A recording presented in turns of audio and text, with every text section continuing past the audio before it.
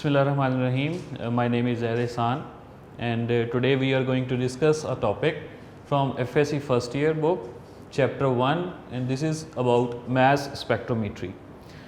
So, first we will discuss what is mass spectrometry. This is an analytical technique which is used to find the exact masses of the isotopes of an element, and number 2, the relative abundance of the isotopes of an element. The topic mass spectrometer deals with this technique. Actually, mass spectrometer, this is an instrument which is used to perform this mass spectrometry. There are different kinds of spectrometers available, but we are consigned only two types of types, which is Aston's mass spectrometer and Dempster's mass spectrograph as per our course book. So, Aston's mass spectrometer and Dempster's mass spectrograph, these are the two types of mass spectrometer. Aston's mass spectrometer, this was designed to identify the isotopes of an element on the basis of their atomic masses, and Dempster's mass spectrograph, this was designed to identify the isotopes of an element that are present in solid state. So, first we will discuss what is the principle of this technique. The principle of this technique basically comprises of the following. These five terms. One is vaporization, second one is ionization, acceleration, then bending, and last one is ion collector. So, basically the technique of mass spectrometry is based on these 5 processes.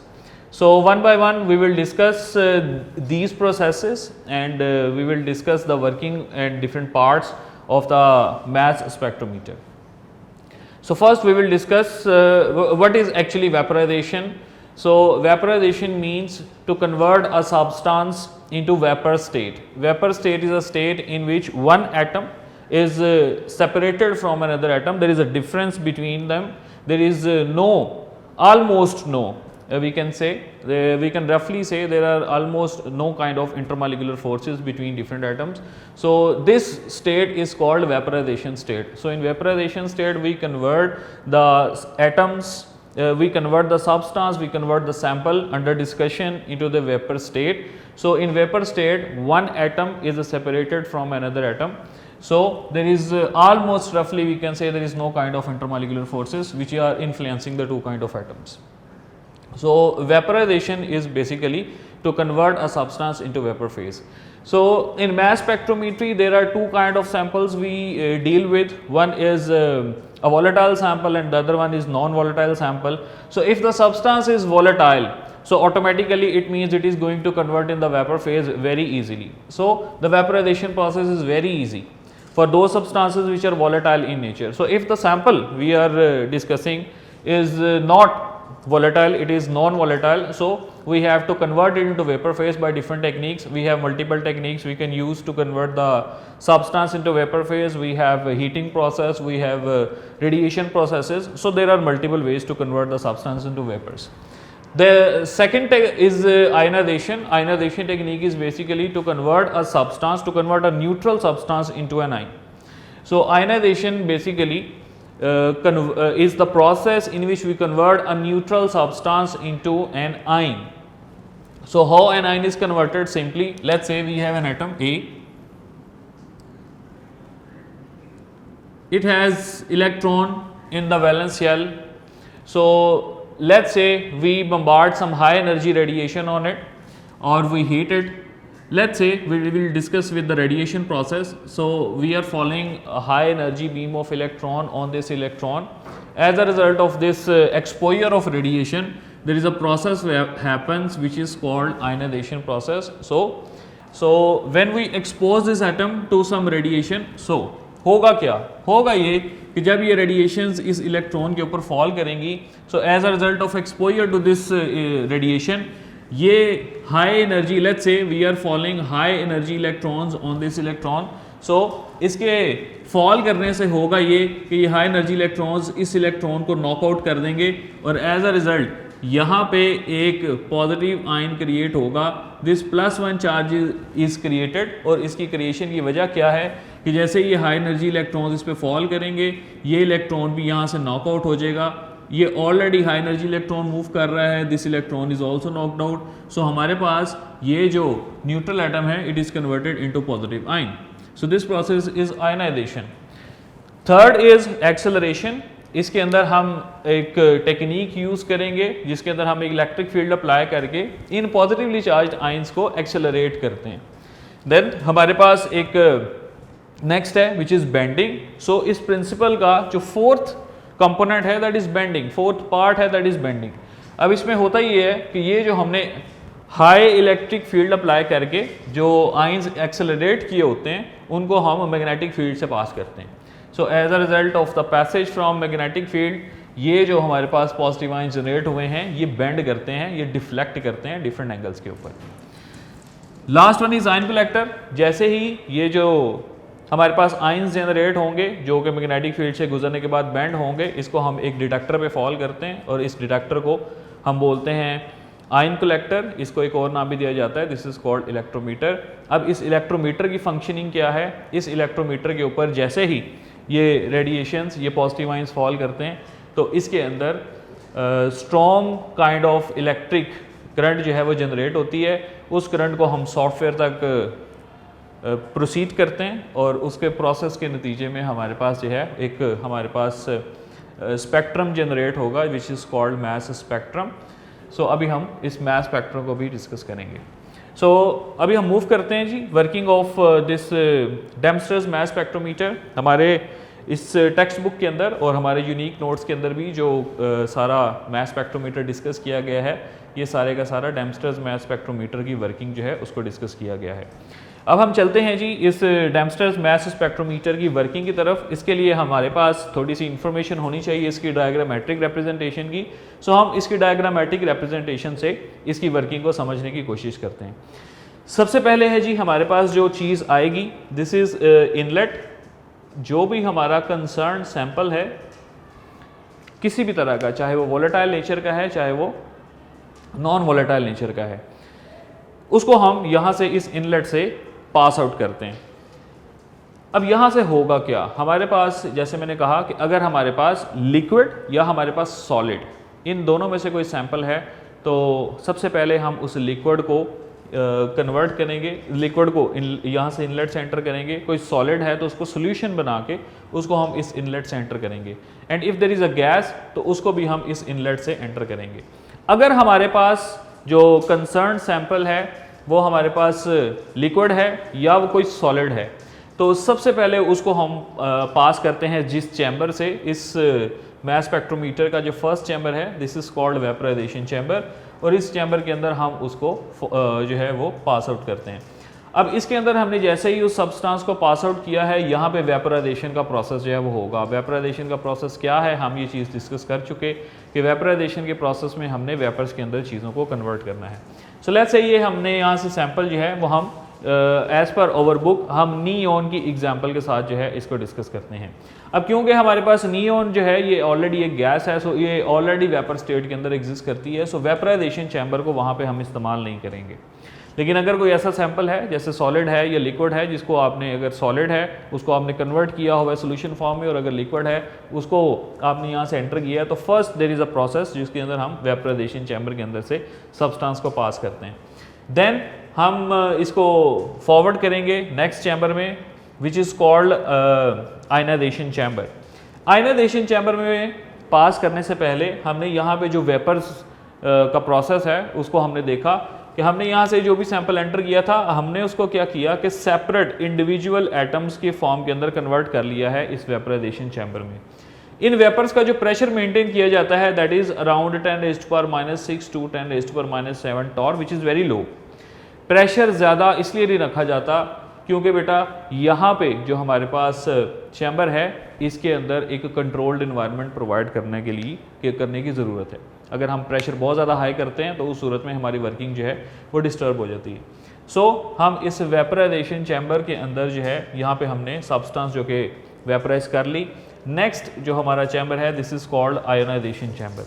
अब इस ionization chamber के अंदर actually होता क्या है, इस ionization chamber के अंदर दो प्लेट्स लगाई जाती हैं। Upper plate is connected with the negative terminal and bottom is connected with the positive terminal of the current source. अब होता क्या है कि आप कैथोड रेज की प्रोडक्शन पढ़ चुके हैं।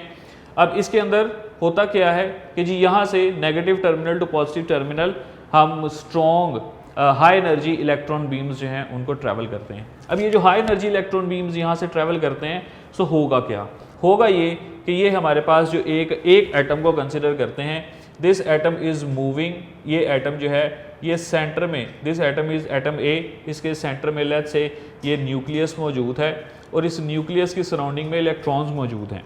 सो यहाँ पे आयनाइजेशन का प्रोसेस होगा कैसे, जैसे ही हम इस एटम को मूव करेंगे यहाँ पे ऊपर से high energy electron beams, high energy electron beams are moving from top to bottom. So होगा क्या कि जैसे ही ये एटम जो है वो इसकी अंडर इन्फ्लुएंस आएगा, ये जैसे हमने यहाँ पे पढ़ा कि हाई एनर्जी इलेक्ट्रॉन बीम्स इसके इलेक्ट्रॉन को हिट करेंगे, इलेक्ट्रॉन रिलीज कर देंगे and it is changed into positive species. So बेटा यहाँ पे हमारे पास जो स्पीशी जनरेट हो गई है उसको हम एक पॉजिटिव आयन के तौर पे जो है वो कंसिडर करेंगे। So let's say this is an atom A और ये जब इन्फ्लुएंस अंडर इन्फ्लुएंस आया है it is change into positive ion. इस आयनाइजेशन चैम्बर के बाद हमारे पास एक चैम्बर है, this is called, this complete chamber, this is called electric field chamber.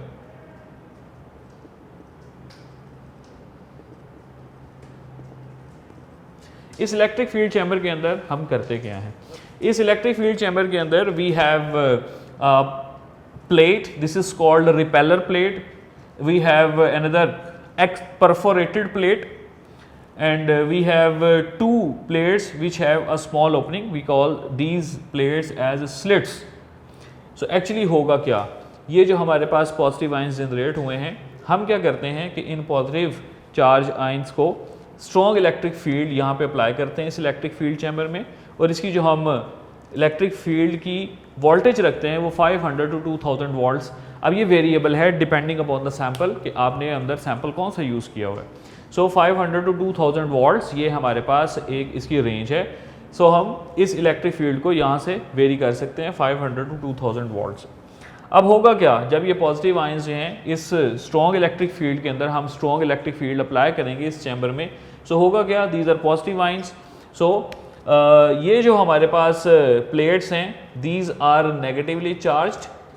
सो होता ये है कि these are positively charged ions. So ये नेगेटिव प्लेट्स जो हैं ये इनको अट्रैक्ट करती हैं। सो इस प्रोसेस के अंदर हम ये जो हमने एक्सेलरेशन की टर्म यूज़ की थी, so basically this is done in electric field chamber.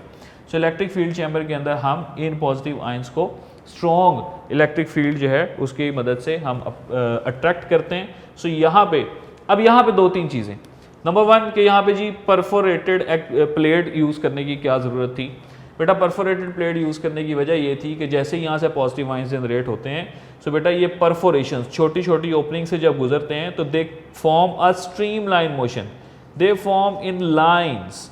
सो जब ये लाइन्स के अंदर मूव करते हैं, सो नेक्स्ट प्लेट्स जो हमारे पास आएंगी दीज आर स्लिट्स।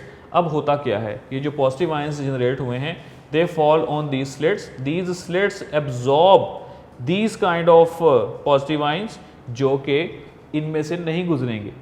सिर्फ एक बारीक सी हमारे पास इन आयंस की जो है वो एक रो जनरेट होगी जो कि फर्दर हमारे इस मैग्नेटिक फील्ड चैम्बर के अंदर जो है वो मूव करती है। There is another plate which is called repeller plate. अब इस रिपेलर प्लेट का क्या काम है, रिपेलर प्लेट का काम बच्चे ये है कि यहाँ पे हमारे पास जितने भी ये एटम्स वेपराइजेशन चैम्बर से आयनाइजेशन चैम्बर में आएंगे, बेटा यहाँ पे 100% एफिशिएंसी नहीं है। यानी अगर 100 मॉलिक्यूल्स आए हैं तो 100 में से सारे के सारे आयनाइज नहीं होंगे, सिर्फ कुछ आयनाइज होंगे जो कि आगे मूव करेंगे। बाकी जो हैं उनका क्या काम है, उनका काम जो है उनको फिर इस रिपेलर प्लेट के थ्रू जो है वो कंट्रोल किया जाता है। अब जैसे ही यहाँ पे एक स्ट्रीमलाइन मोशन जो है वो जनरेट होगी, there is a magnetic field. जैसे ही ये जो हमारे पास ये एक स्ट्रीमलाइन रो जो है वो आ रही है आयंस की, ये बेसिकली हमारे पास है सारी की सारी पॉजिटिव आयंस की। सो जैसे ही ये मैग्नेटिक फील्ड के अंदर फॉल करते हैं, सो मैग्नेटिक फील्ड के अंदर दे आर डिफ्लेक्टेड। अब ये जो हमारे पास डिफ्लेक्शंस हैं ये मुख्तलिफ एंगल्स पे होंगी। अब ये किन एंगल्स के ऊपर होगी, बेसिकली डिफ्लेक्शन का ताल्लुक जो है वो एक ही फैक्टर से है which is called mass to charge ratio, m/e value of these positive ions. So हमारे पास अगर हम एक ही सब्सटेंस लेट्स से हम नियोन की बात करते हैं, हमने यहाँ से नियोन जो है वो इनलेट के अंदर एंटर किया, ये सारा प्रोसेस होने के बाद यहाँ पे हम देखते हैं कि मैग्नेटिक फील्ड चैम्बर के अंदर जैसे ही ये पॉजिटिव आयंस मूव करते हैं तो यहाँ पे हमें 3 मुख्तलिफ तरह की डिफ्लेक्शंस जो हैं वो नज़र आती हैं। अब ये मुख्तलिफ तरह की डिफ्लेक्शंस क्यों नज़र आ रही हैं, इसकी वजह जो है वो मास टू चार्ज रेशो का डिफरेंस होना है। सो अब यहाँ पे हमारे पास मुख्तलिफ ये 3 डिफ्लेक्शंस जो है वो हमें देखने को मिलती हैं। अब ये जैसे ही डिफ्लेक्शंस क्रिएट होती हैं they fall on an instrument which is called detector, this is called ion collector, this is also called electrometer. अब इसका फंक्शन क्या है कि जैसे ही ये डिफरेंट मास टू चार्ज वाली जो रेज हैं, ये पार्टिकल्स हैं, they fall on this electrometer, यहाँ पे जाके वो माइन्यूट करंट्स जनरेट करते हैं। That minute currents are sent to recorder और मुख्तलिफ तरह के हमारे पास सॉफ्टवेयर्स इंस्टॉल्ड हैं इस स्पेक्ट्रोमीटर में जो कि उसको प्रोसेस करते हैं। उसको प्रोसेस करने के बाद हमारे पास एक स्पेक्ट्रम जनरेट होता है and this spectrum is actually ये कुछ यूं है। इसके अंदर हम एक्स एक्सिस के ऊपर जो है वो परसेंटेज अबंडेंस उसको प्लॉट करते हैं और हमारे पास जो वाई एक्सिस है इसके अंदर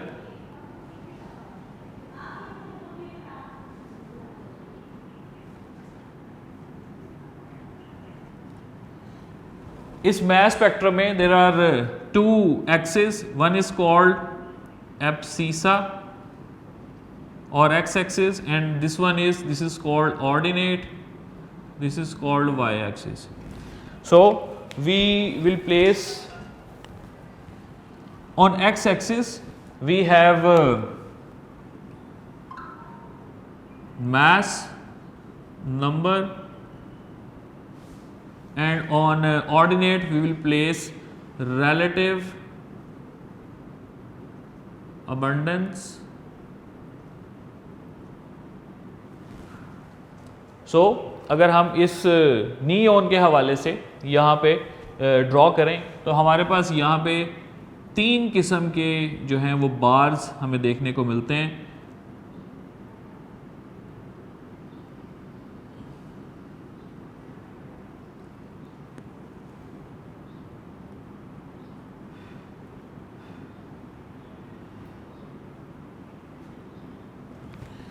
नियोन के 3 आइसोटोप्स हैं, one with a mass 20, second one is 21, third one is 22. So mass number is placed on abscissa. अब हमारे पास relative abundance जो नियोन का वो आइसोटोप जिसका एटॉमिक मास 20 है, इसकी अगर हम परसेंटेज अबंडेंस फाइंड आउट करें तो that is 90.92% and 21 is 0.257% and mass 22 it contains roughly 8.82%. So हमारे पास 3 आइसोटोप्स। अब अगर आप इस it is just like a graph but we can not call it a graph, this is a spectrum. So क्योंकि जो भी हमारे पास इस तरह के डाटा प्लॉट किया जाता है मास स्पेक्ट्रोमेट्री को यूज़ करके, that is called a spectrum. So this is a mass spectrum.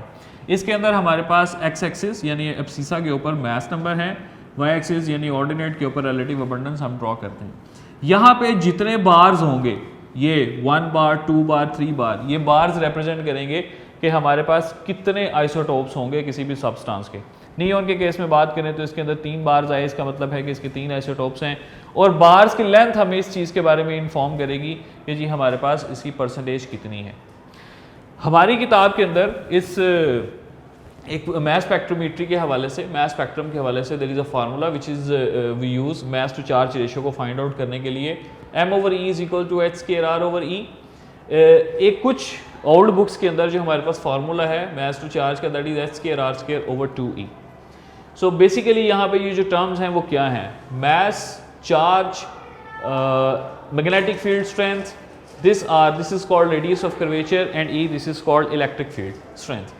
सो हमारे पास इस फार्मूला के अकॉर्डिंग अगर हम चलें तो mass to charge ratio is proportional to radius of curvature.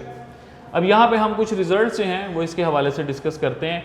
अगर हम मैग्नेटिक फील्ड को वेरी करें, मैग्नेटिक फील्ड को इंक्रीज करें, तो इसके नतीजे में जो डिफ्लेक्शन है, जो बेंडिंग है, ये भी बढ़ जाती है। और अगर डिफ्लेक्शन बढ़ेगी तो रेडियस ऑफ कर्वेचर डिक्रीज होगा एज पर दिस फार्मूला, क्योंकि यहाँ पे जो हमारे पास मैग्नेटिक फील्ड स्ट्रेंथ है it is inversely related with radius of curvature.